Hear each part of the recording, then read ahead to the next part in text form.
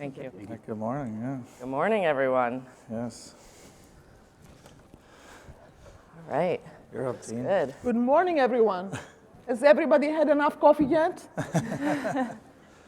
So it's very, very exciting for me to be here because this is the Boston MIT Sloan Sports Analytics Conference. And my name is Georgia Perakis. I'm currently serving as the Dean of the Sloan School. And it's very exciting for me to be here because my area of expertise is exactly analytics.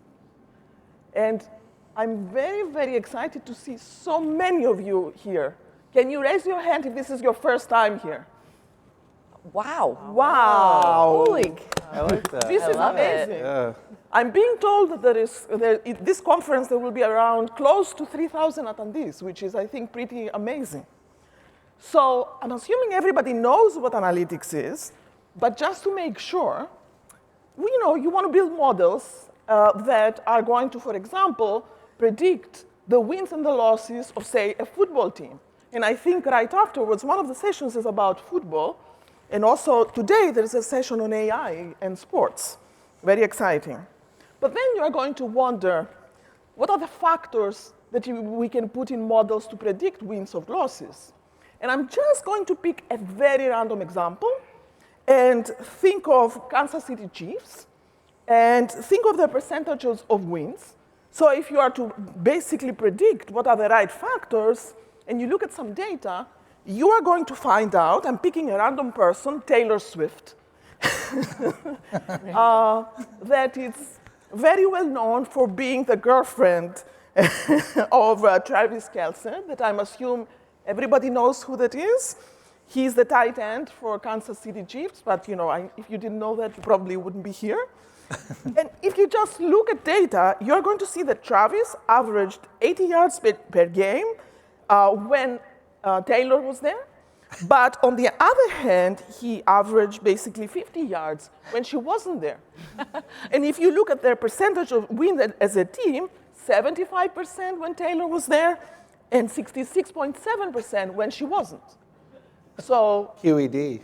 then would you say that, when you are building a model to predict wins and losses, maybe having one of the players to have a girlfriend who is a celebrity, maybe it should be a factor in the model. So if you didn't know what analytics was, well, here's a very concrete example for you. But to be a little bit more serious, although I think this was pretty serious, I'm going to be here mostly to thank everybody who has contributed to make this a reality. As many of you probably know, these guys actually started this conference in 2006, Jessica and Daryl, who actually I had in my class on the second year on the faculty, and now we are both going to age ourselves and say this was in 1999. Oh my God. Yes. We were both rookies. We're also going to go through Jessica's stats today. Yes, So that's good, yes, exactly. So first I want to thank all of you, for all 3,000 of you actually, for being here. And in 2006, there were about 100 people only who were attending. So you can imagine the growth of this event. So congratulations. This is like amazing what you guys have done. I also want to make sure I thank all the sponsors. And without them, definitely this event would not be a reality. But then I want to say a big thank you to the MIT Sloan students. For example, the co-leads, Gilad and Evan Lefkovitz, who actually started organizing this in April, I understand, of 2023. And this is a totally Sloan MIT student-run conference. And there are many, many students involved. My understanding is that there are 52 additional students that are involved and about 87 volunteers, out of which about 65 come from the MIT community. So a big thank you on behalf of the school and on behalf of the university. And at MIT Sloan, action learning is extremely important. And because, what is the motto of MIT? In Latin is mens and manus. And if you don't know what that is, it's mind and hand. And this is what we try to do, learning by doing at MIT Sloan, whether it's through portfolio of courses, but then through a portfolio of co-curriculum activities that are extremely important. And I encourage all of you being here not to be passive attendees, but to ask questions, get involved this year, next year. I think it's very important.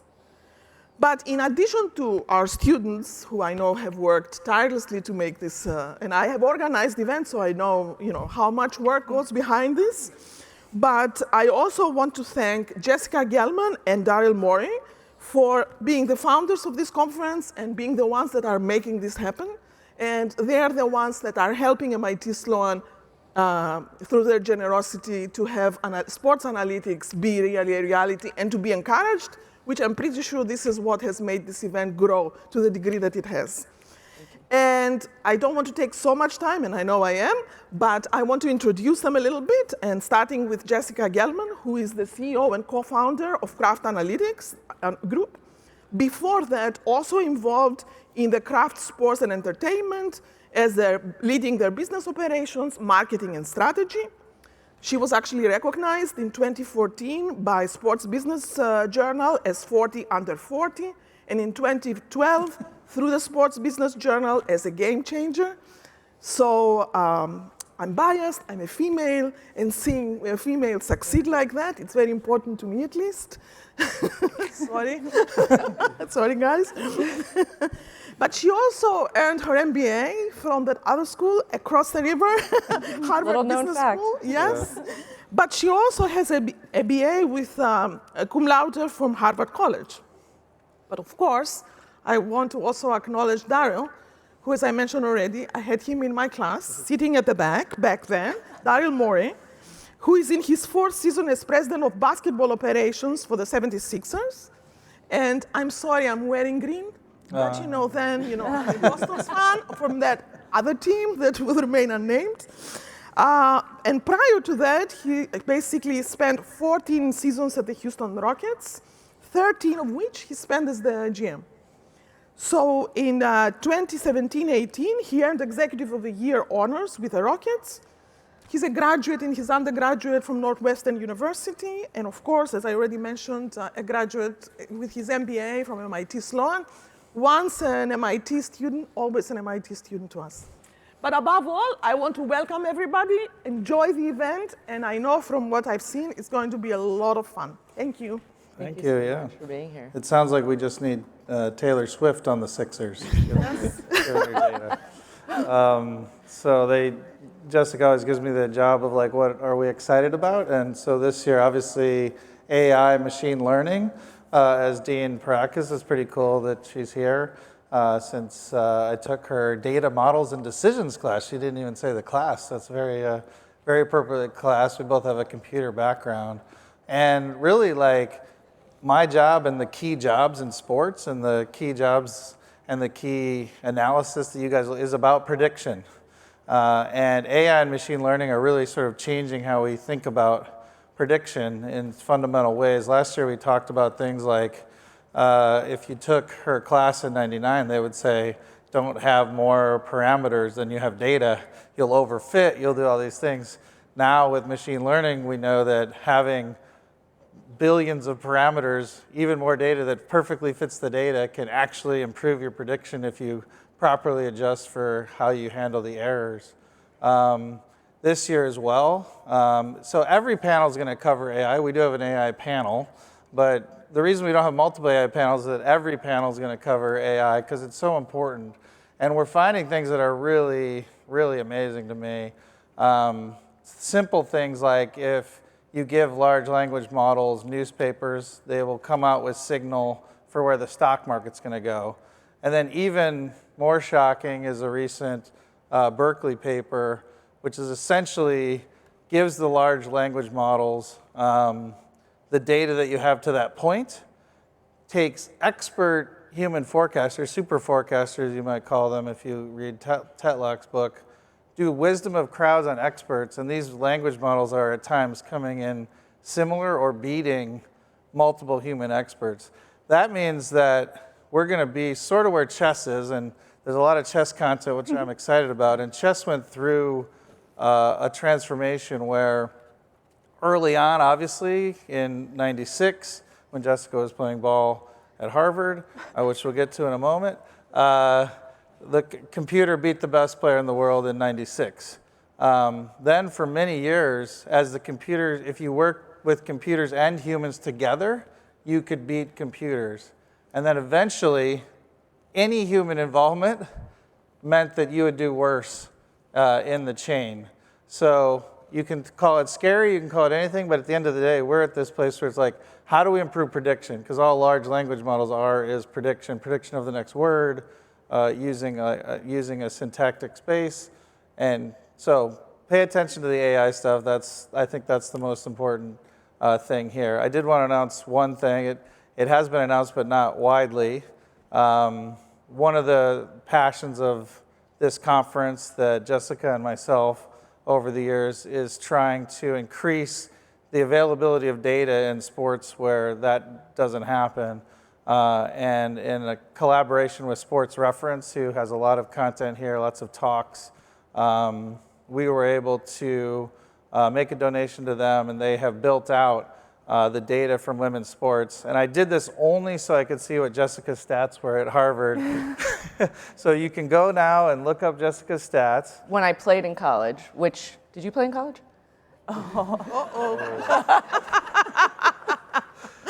We're going to pass over that.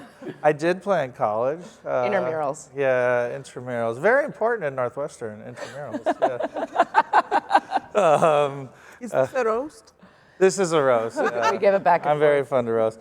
I'll get off stage, but the general theme of the conference, besides the experiential learning that working with the amazing students every year, which is very important, is we are able to build out things like making more data accessible. And I think that came out from a Sue Bird comment 5 years ago now, maybe?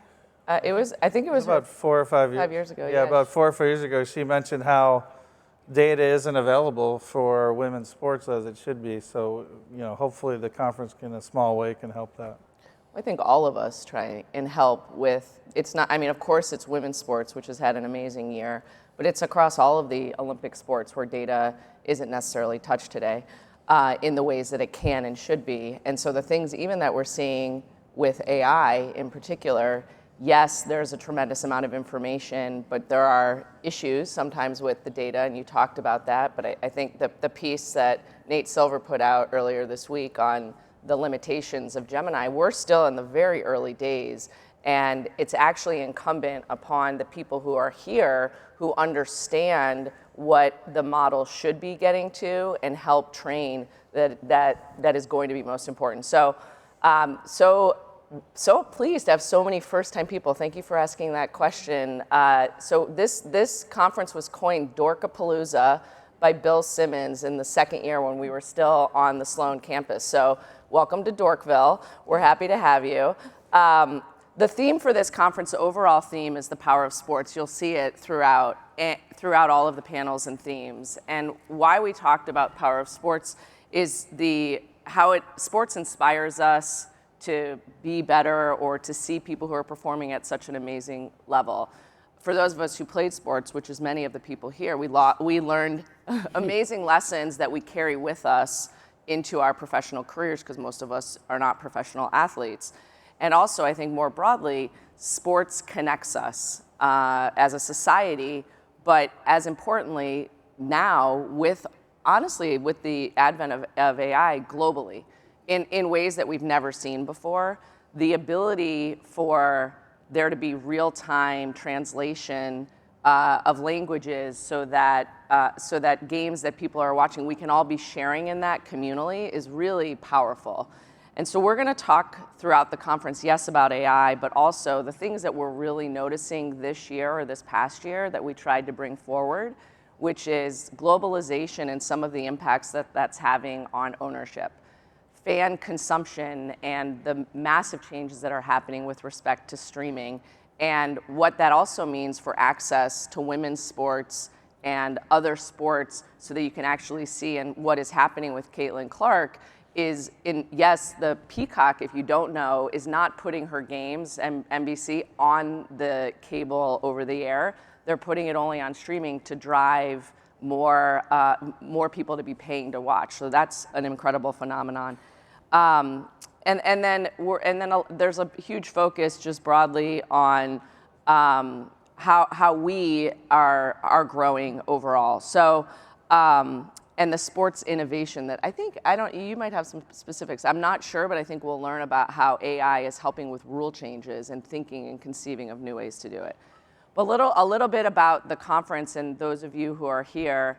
We have over 140 teams and leagues that are represented at the conference. We have 34 countries represented. 10% of the people here are international, which I think is probably our high.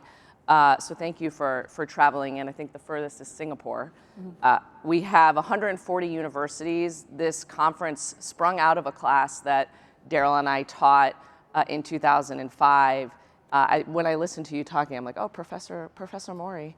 Why did you laugh? But it's very. I think with age and the beard, very professorial.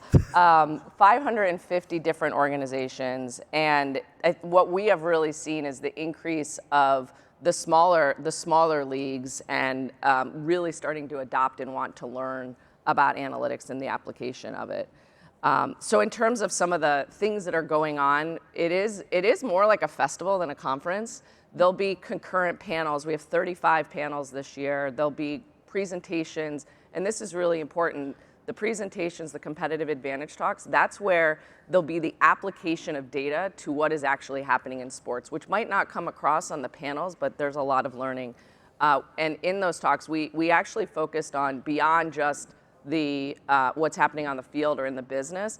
We have an amazing talk about mental health, and it'll focus on suicide prevention and some of the things that Stanford women's soccer undertook to support that and the data involved in those learnings. We have 4 competitions, our research paper competition, which has been critical for innovation. Many of the winners have gone on to lead teams on the sports side, start companies. We're really proud of that. I would also say the research papers basically predict what panels will be there in 3 years. So if you want to know which panels will be in 2 years, go to the research paper. I love that. The startup competition, we have 18 of those this year in first pitch. And then, there's also workshops, because this conference is really about learning. 35% of the attendees are students. And that brings a really unique energy. And there are some panels on AI and large language models. In terms of what Daryl mentioned, how we're trying to expand access to data in women's sports, really because of the storytelling, but also in representation on our panels. 50% of our speakers this year are either women or diverse, and that is an effort that we care very much about, because we need to hear all of the viewpoints, because that provides broader perspectives. Some of the panels that I think I'm most excited about, well, one, this panel that we're kicking off with Paul Tudor Jones and Jonathan Kraft on the future of football. Paul, if you don't know, is one of the leaders in finance and hedge funds, and is bringing those concepts to football on the team side. Daryl and I have had a lot of conversations over the years about the challenges of bringing analytics to football, and what they're trying to do at scale is really impressive. And I think to hear his view of those with Jonathan's, who obviously has led the Patriots in the development, and I would say like a lot of sports in bringing a business approach to football. The seats at the table with Megan Rapinoe and Sue Bird and Andrea Iguodala, again, their focus is talking about bringing diversity of thought to ownership and the role of players and player empowerment in that, which will be very, very powerful. And then there's many other amazing panels. David versus Goliath, which you're on, which will be really fun. A couple of other things to note: our women's luncheon tomorrow. This is the sixth annual, with Megan Rapinoe and Sue Bird will be keynoting that. We have our 4th year of our mentorship program, which we're very, very proud of, to ensure that people who might not otherwise have access to the conference are able to attend. And thank you to all of our partners on that, especially the Eugene Lang Foundation. And then I think, Daryl, I'm really surprised you didn't mention chess boxing. Chess boxing is going to be great. we have the U.S. team captain for chess boxing.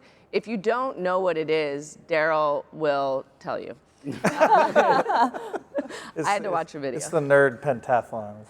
Threw Right. two sports together. So I think just in kind of wrapping up my thoughts, I of course always want to thank Daryl, who we conceived of this conference about 19 years ago, and we had no idea that it would become what it has become and the influence that it has. But we're really thankful. I will speak on behalf of both of us. We like to thank our wives, Corbin Petro and Ellen Morey, on that. You guys keep us sane for sure, but also do so much to support the conference too. Corbin will be on a panel later today on what analytics is happening in other industries and the good that it's bringing about. I'd like to thank the former student leads who are now in leading in the industry. That's also a byproduct. Panelists now? And panelists, yeah. And that is also a byproduct I never saw. But to see where people started and where you might be in a few years is pretty phenomenal. And then of course I want to thank the students who we've had so much fun working with you over the past, I guess, 11, 12 months and getting to know you. I think what we love about this conference is that you're getting real world experience on how to basically run a business and get the leadership experience. And Tal and Evan, I want to personally thank you. We've had a lot of conversations, a lot of fun conversations, a lot of challenging conversations on leadership, and I'm just so impressed by both of you, and congratulations on putting this conference together. We're going to have a lot of fun the next 2 days. Thank you. We're really looking forward to it and appreciate that. I think that's exactly what we have taken away the most from this experience is this hands-on learning. And Dean Perakis talked about MIT's mission of mens humanis, mind in hand. And this is an absolutely perfect example of that while we are full-time students, we also have this incredible opportunity to lead such a large-scale event and team.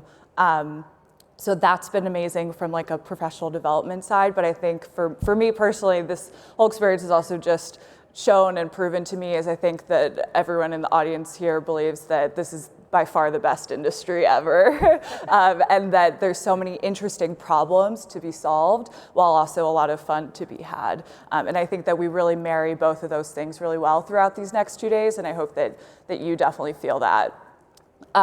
First and foremost, though, I definitely want to thank the two of you. Your guidance throughout this last year has been incredible. Seeing you have such passion for analytics and the sports industry and your dedication to not only enhancing that in the industry, but also serving the mission of the Sloan Sports Analytics Conference is really amazing, and we're honored to be a part of that for this year. So thank you for that. Thank you for the fun conversations that we've had and all of the guidance, and it's going to be really amazing to see that all come to fruition this weekend. I also want to thank our leadership team. So in addition to Evan and I, we have 8 other members of our leadership team who are probably running around right now getting the rest of the day set up. I'm sure you will see them, but just to thank them personally, Grace Donahoe is leading all of our careers activities and our mentorship program, which has 74 mentees this year. It's our largest group ever. Raghav Garg is leading all of our competitions, so the research papers, the startup competitions, everything that Justin Daryl mentioned. Diego Carrasquillo and Nick Holmes lead our content, so all of the panels, speakers, presentations, they have had their hands in all of that. Anna Yee leads our marketing. So the social media posts and newsletters that you've probably received have all come from her. Ruben Guzman, our operations, making all of this happen is not easy, so we really appreciate him.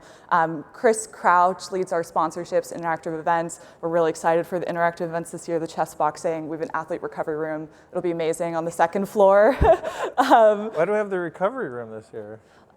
People might want to take a little break. Yeah, you can do the boxing, and then you can get a nice little a break in the room. And then just finally for our leadership team, Justin Morris leads our ticketing. So without him, none of us would be in this building at all. But aside from that, we have an incredible organizing committee of 44 other people, volunteers. We have about 80 of them. You'll see all of us running around. But I also want to thank some of our conference advisors, especially Tiffany Morris, Corbin Petro, and Lance Morey. Really, none of this would happen without you. And I also just finally want to say thank you to Evan.